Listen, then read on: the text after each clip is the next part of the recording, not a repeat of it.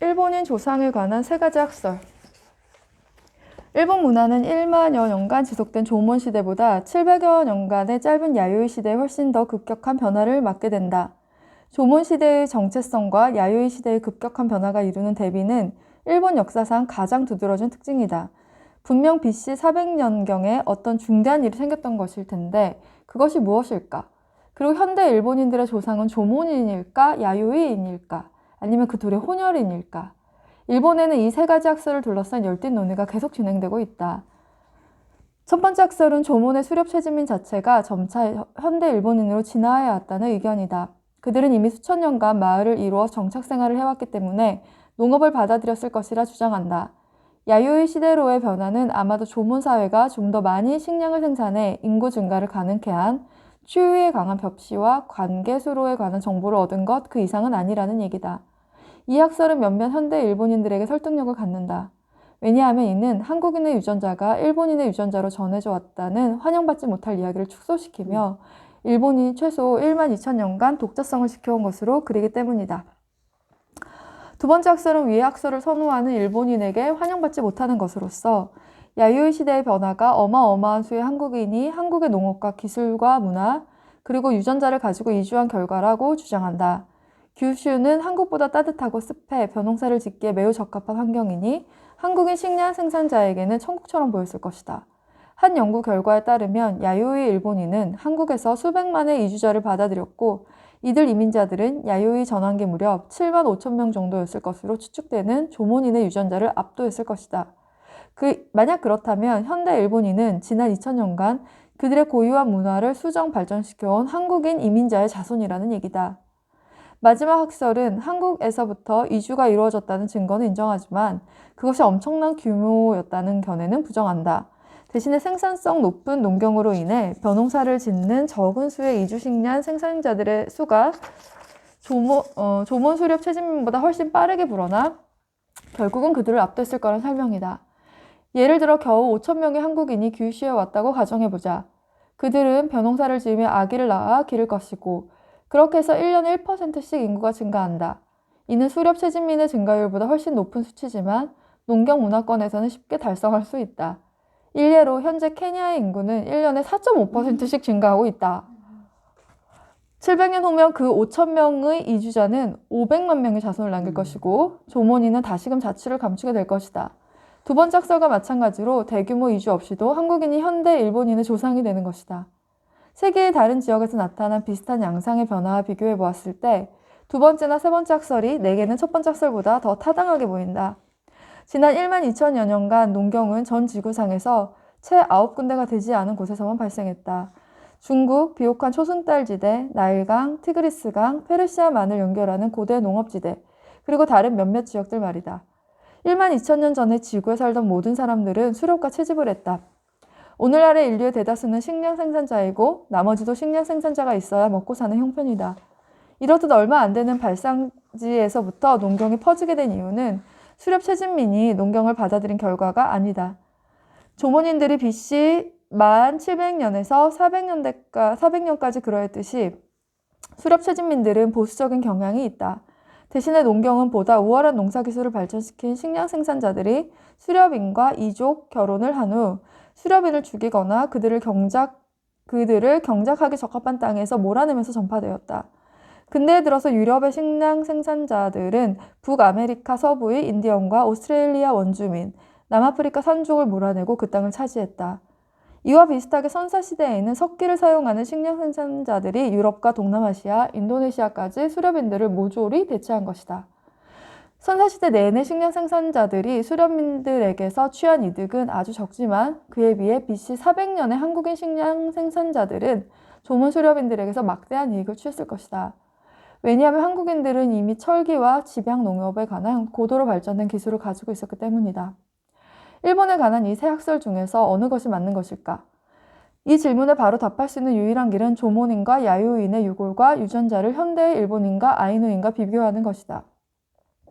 최근 몇 년간 분자 유전학자들은 고대 인류의 유골에서 DNA를 추출하여 고대 일본인과 현대인의 모집단을 비교하는 실험을 했다.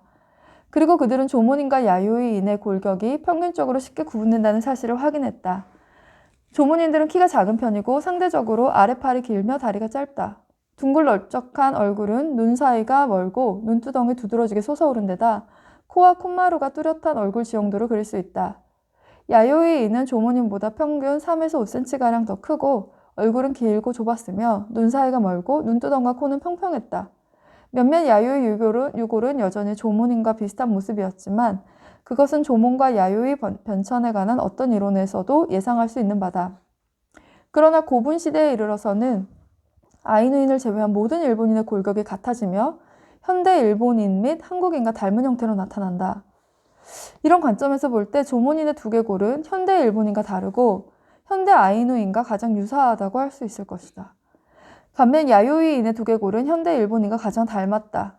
현대 일본인은 한국인과 비슷한 야요이인과 아이누인과 비슷한 조문인의 혼혈이라는 가정하에서 유전학자들은 이 두 유전자 그룹의 상대적인 구성 비율을 계산하려 시도한다.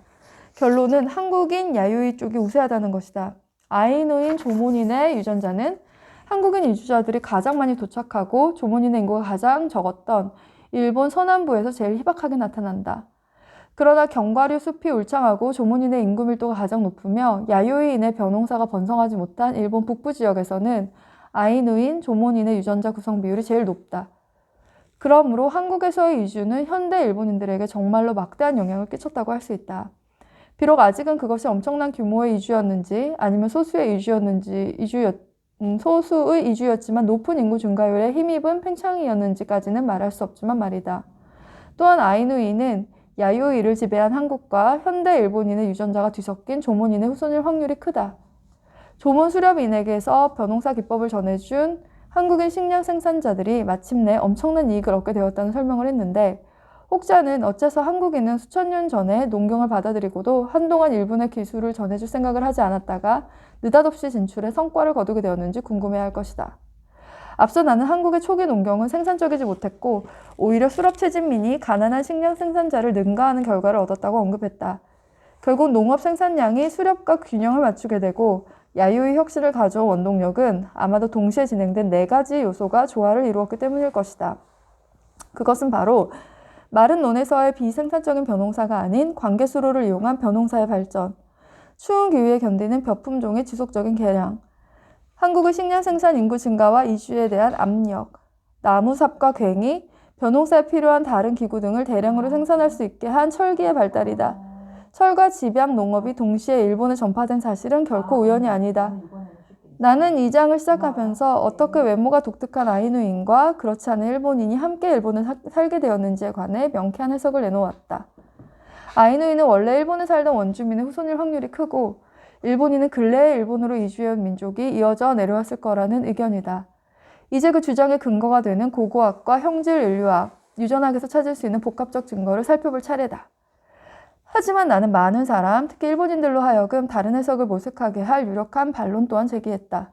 그것은 만일 일본인들이 정말로 근래에 한국에서 유입된 이주자의 후손이라면 일본어와 한국어가 매우 유사할 것이라 짐작할 수 있다는 점이다.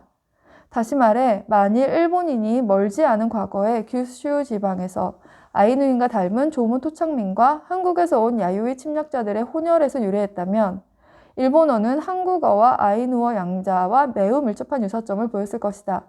하지만 일본어와 아이누어 사이에는 뚜렷한 관련이 없고 일본어와 한국어 역시 큰 차이를 보인다. 겨우 2400년 전에 민족의 융합이 일어났는데 어떻게 해서 이렇게 차이가 날 수 있단 말인가? 이러한 모순에 대한 나의 설명은 다음과 같다. 규슈에 살던 조문인의 언어와 이주해온 야요이의 언어는 사실 현대 아이누어나 한국어와 그다지 유사하지 않았던 것이다. 우선 아이누어를 살펴보자. 알다시피 아이누어는 근래에 일본의 일부인 홋카이도에서 살던 아이누인들이 사용했던 언어다. 홋카이도의 조문인 역시 아이누어와 비슷한 말을 썼을 가능성이 크다. 하지만 규슈의 조문인은 분명 다른 언어를 썼을 것이다. 규슈의 남쪽 끝에서 홋카이도의 북쪽 끝까지 일본 열대 총 길이는 2400km에 달한다. 이로 인해 조문 시대에는 도구 제작 기술과 토기 형태가 지역에 따라 매우 다양하게 나타났고 이러한 지역적 차이는 역사적으로도 계속된 정치적 분쟁을 불러왔다. 1만 년 동안 조문 시대가 지속되면서 그에 상응하는 언어적 다양성 역시 크게 발달했을 것이다. 만일 고고학적 증거가 암시하는 것과 같이 남쪽의 조문인들과 북쪽의 조문인들이 각각 러시아와 한국에서 건너왔다면 어쩌면 그들의 언어는 1만 2천 년 전 혹은 더 오래전에 이미 다른 언어가 됐을 수도 있다. 사실 홋카이도나 혼슈 북부의 많은 지명에는 아이누어에서 강을 뜻하는 나이나 베스, 그리고 고지를 뜻하는 시리가 포함된 단어가 상당수 있다. 하지만 이렇듯 아이누의 영향력이 짙게 밴 이름은 일본 남부에서는 찾아볼 수 없다. 이는 야요이인과 일본인 정복자들이 조몬의 여러 지명을 차용했음을 뜻한다. 미국에 이주한 백인들이 매사추세츠나 미시시피와 같은 원주민 지명을 차용한 것과 마찬가지다. 물론 아이누어가 일본 북단에서만 사용되던 언어였다는 점은 염두에 두어야 한다. 한편 규슈에서 사용되던 조몬어는 폴리네시아와 인도네시아어 및 타이완의 토착어가 속하는 오스트로네시아어족과 같은 뿌리에서 파생되었을 것이다. 많은 언어학자들은 일본어가 오스트로네시아어족에서 어느 정도 영향을 받았다고 지적해왔다. 가령 두 언어 모두 이른바 개음절, 모음으로 끝나는 음절로 히로히토를 예로 들 수 있다. 개음절을 선호하는 경향을 보인다. 고대의 타이완인은 뛰어난 해상민족이었는데 그들의 후손들은 사방으로 진출해 흩어졌고 그들 가운데 일부가 북상하여 규슈에 도달했을 수 있다. 즉 근대 홋카이도의 아이누어는 고대 규슈의 조몬어의 모델로 적합하지 않다. 마찬가지로 BC 400년경 한반도에서 이주해온 이들의 언어를 고대 야요이어의 원형이라고 간주하기도 어렵다. 한국은 정치적 통일을 이룩한 AD 676년 이전에 세 개의 왕국으로 분할되어 있었다. 현대 한국어는 그중 삼국을 통일한 신라의 언어에서 유래한 것이지만 신라는 일본과 그다지 긴밀한 관계를 맺지 않았다. 한국 초기 연대기를 보면 삼국은 서로 다른 언어를 사용했다. 신라에 복속된 고구려와 백제의 언어는 후세에 거의 알려지지 않았지만 일부 전해지는 고구려 단어들을 보면 현대 한국어보다 오히려 옛 일본어의 그것과 더욱 유사하다.